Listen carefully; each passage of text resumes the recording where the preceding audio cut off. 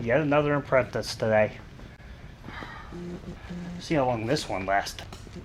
Last one did not last that long. So it's my first day on the job today. Kind of nervous, but also kind of excited. I feel like I know my stuff pretty well, so we'll see how this goes. Wish me luck. Hi, welcome. Nice to meet you. You ready to get started? Yes, I am. All right.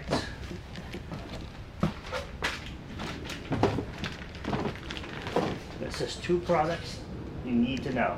The TES5 and the TES5EXT. Okay. Here are both hard starts.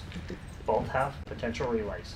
This one is inside, this one is outside. Actually, I know a lot about these already. So did you know that these are both universal hard starts and they can replace up to 4 hard start kits and up to 5 tons too?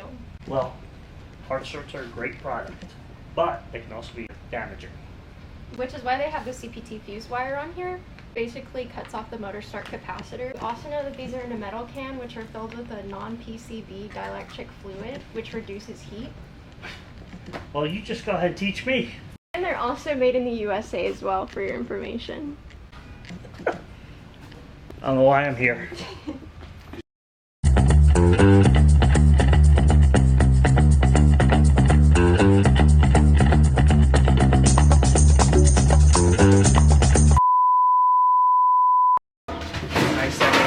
I said those wrong if we want to redo that. Get you familiarized with.